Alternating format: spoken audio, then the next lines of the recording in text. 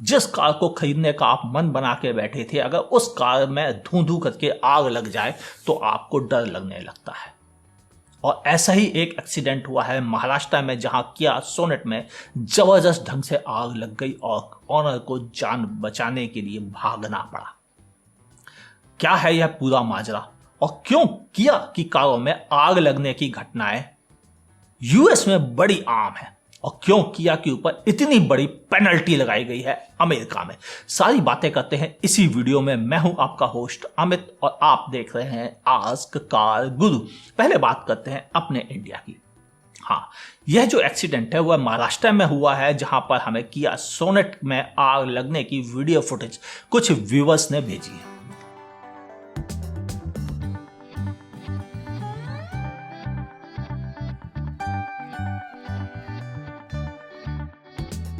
उससे यह तो पता चला कि यह किया सोनेट ही है जिसमें इतनी जबरदस्त ढंग से आग लगी थी, वह भी चलते चलते अचानक ही लग गई।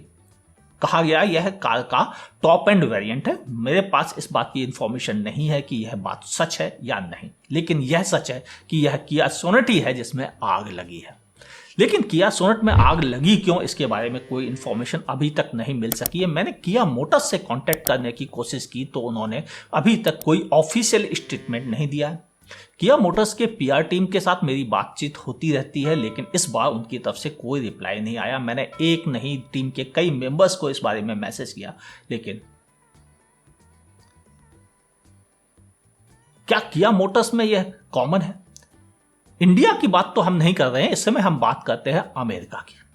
अमेरिका में 2,95,000 किया की कारें रिस्क पर थी आग लगने के।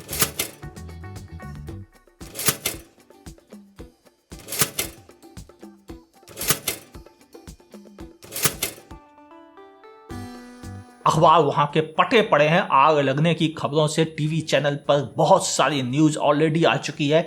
कई लेडीज जेंट्स ऑलरेडी टीवी पर आके बता चुके हैं कैसे उन्होंने अपनी जान बचाई किया मोटर्स की कार में आग लगने पर।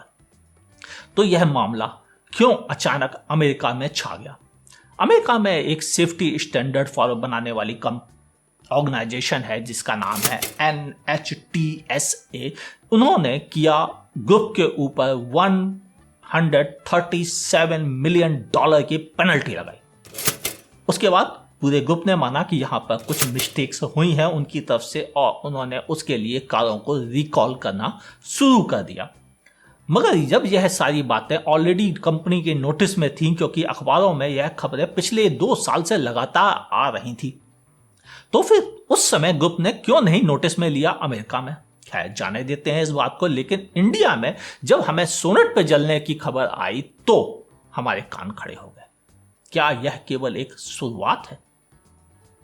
क्या आगे भी हमें ऐसी खबरें मिलेंगी? क्योंकि जब सेल्टॉस के डीसीटी में गर्म होने की प्रॉब्लम बार बार आ रही थी, उसके स्लिप होने की खबरें बार बार आ रही थी, तो कंपनी ने साफ डिनाई कर दिया कि ऐसा कोई माजरा नहीं है।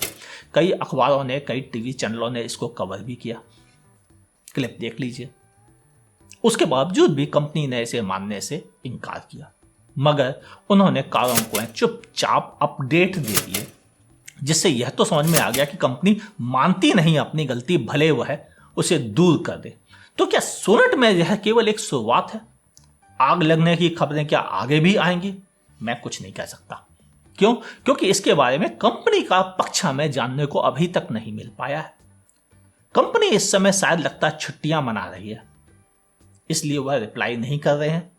हो सकता है सारे एम्प्लॉइज इसमें हों, लेकिन अभी अभी मुझे जानकारी मिली है कि कंपनी एक खास कैंपेन में बिजी है सोनेट के, जिसमें कि उसने कुछ अखबार वालों और कुछ मैगजीन और कुछ टीवी चैनल और कुछ उन यूट्यूबर्स के साथ कांटेक्ट किया है जिन्होंने उनका कभी सेल्टॉस में बाइकॉट किया था एक खास तरह के फीचर्ड स्पॉन्सर्ड वीडियो के लिए। तो उनकी झड़ी लगी हुई है इस समय, वह शायद उनकी सक्सेस में बिजी ज्यादा है, इसलिए इसका रिप्लाई मुझे अभी तक नहीं मिल पाया है। देखते हैं कंपनी क्या रिप्लाई देती है, उनका क्या कहना है इस इंसिडेंट के बारे में। आपका क्या सोचना है सोनेट के बारे में, यह भी बताइएगा नीचे कमेंट सेक्शन में। मेरा क्या विचार है सोनेट के बारे में, अगर आप वो जानना चाहते हैं तो मैं रिव्यू में अपनी बात पूरी ईमानदारी के साथ कह चुका हूं। आप चाहें तो ऊपर आई बटन पर क्लिक करके देख सकते हैं। मुझे कार पसंद आई थी क्योंकि कार चलाने में अच्छी थी, देखने में अच्छी थी, फीचर रिच थी, इसलिए मुझे यह कार पसंद आई थी। मगर इस तरह की घटनाएं मुझे भी डराती हैं और यह जरूरी है कि मैं भी कंज्यूमर के पक्ष में आवाज उठाऊं।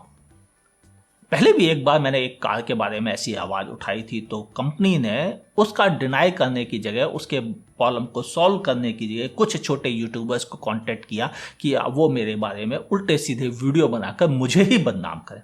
उम्मीद है किया मोटर्स यह गलती नहीं करेगी और वह इस बारे में सही तरह से ऑफिशियल स्टेटमेंट जारी करेगी और अगर उनकी कार में इस तरह की घटनाएं आगे भी आ सकती हैं तो वह रिकॉल करके इस प्रॉब्लम को दूर करेगी। हम अच्छे की उम्मीद लगाकर बैठे हैं 2021 में और यह उम्मीद से किया निराश नहीं करेगी। आपको यह इंफॉर्मेशन कैसी लगी? अच्छी लगी? आप मुझे फेसबुक पे देख रहे हैं तो मेरे पेज को फॉलो कीजिए और लाइक करना ना भूलिए। लेकिन अगर आप मुझे यूट्यूब पर देख रहे हैं तो मेरे चैनल को सब्सक्राइब कीजिए, बगल में दी हुई नोटिफिकेशन बेल दबाना ना भूलिए। मुलाकात होगी ऐसे ही किसी शानदार वीडियो के साथ, इंफॉर्मेशन के साथ, जानकारी के साथ। देखते रहिए आस्क कार गुरु।